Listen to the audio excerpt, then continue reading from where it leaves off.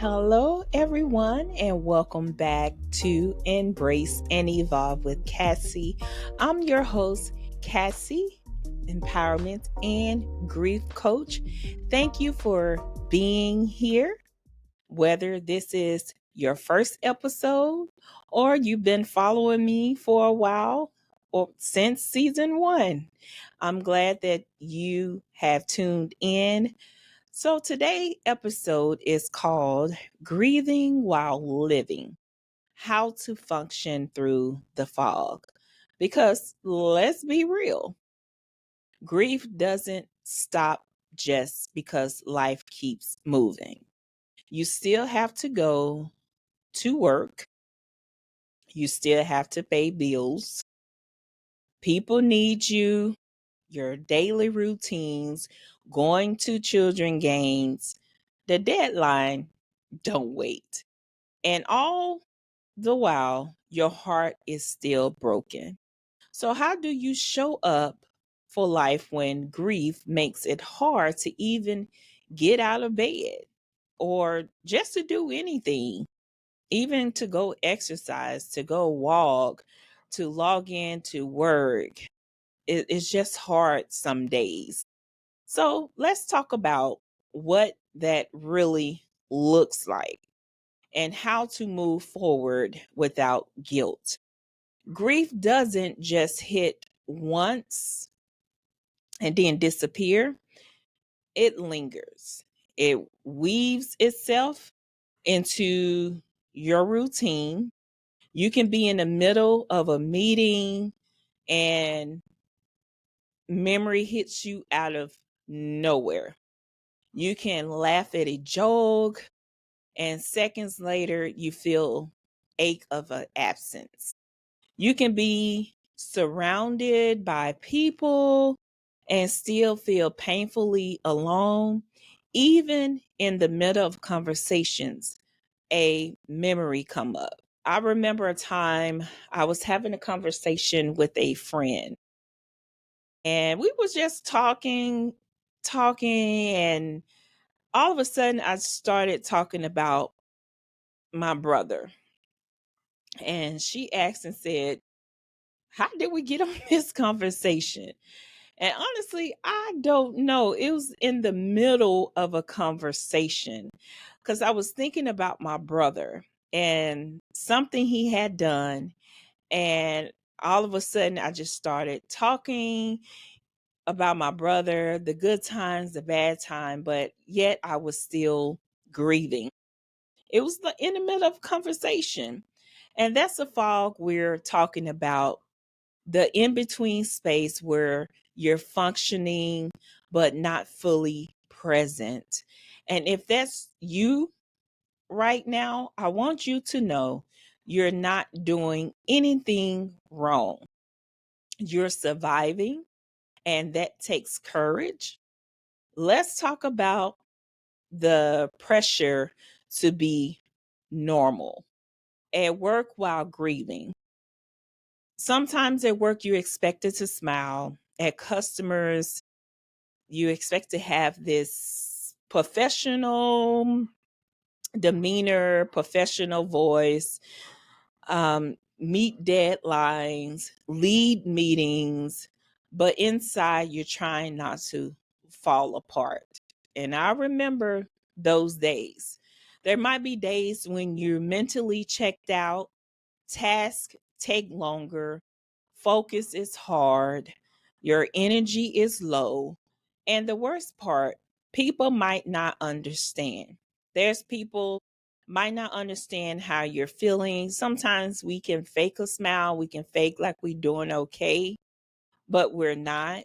And there's some people, they don't understand.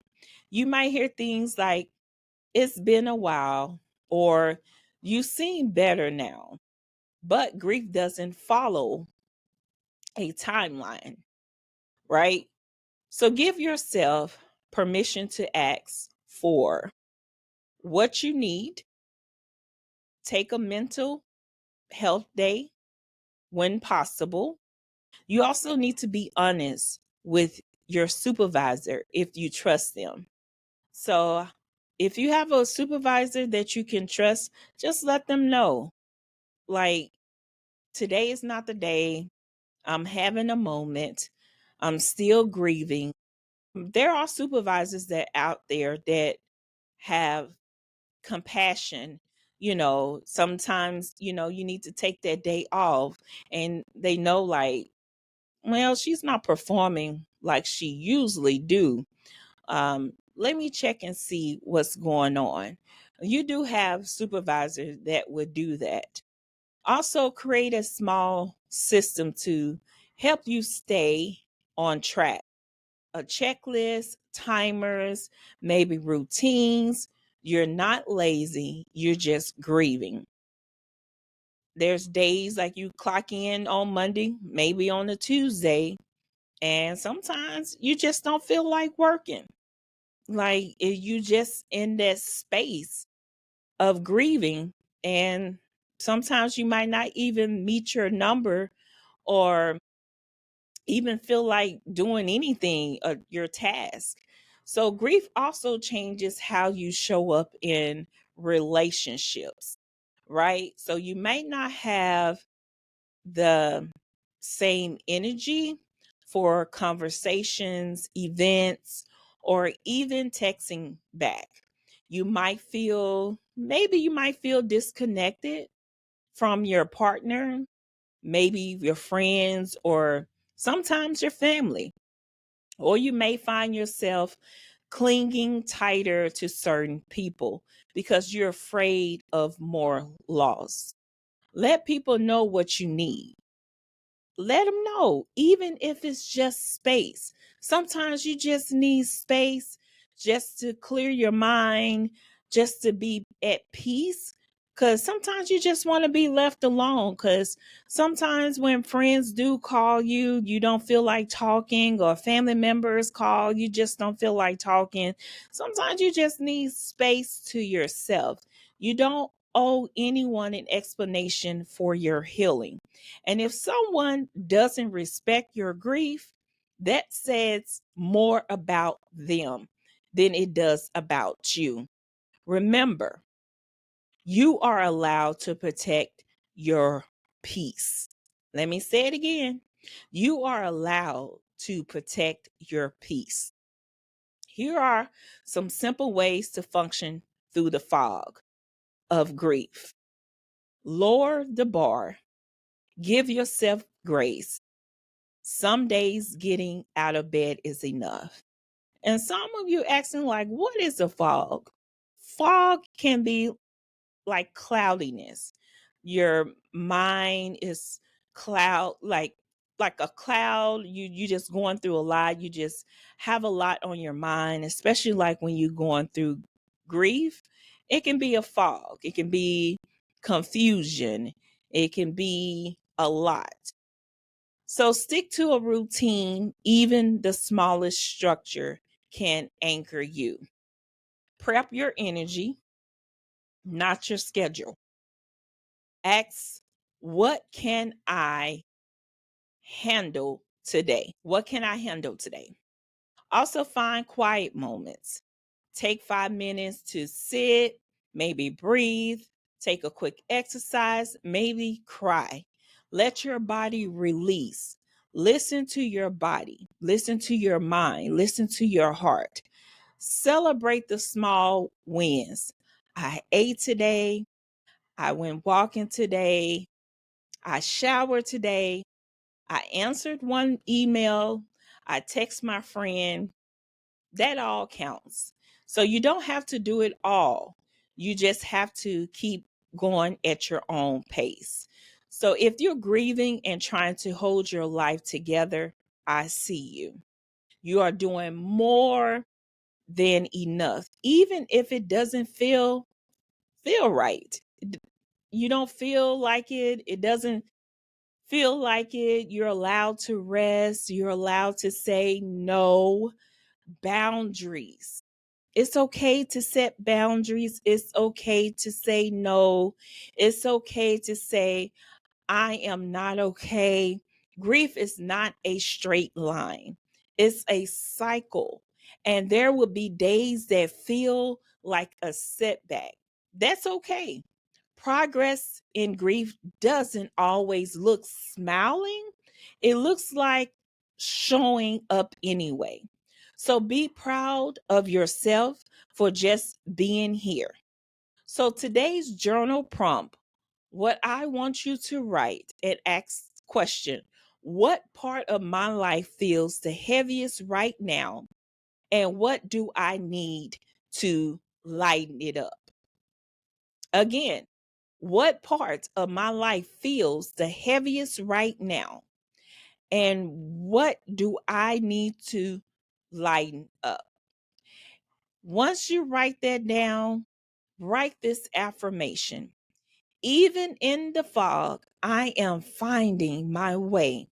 I'm allowed to grieve and still grow. And thank you for being part of this conversation.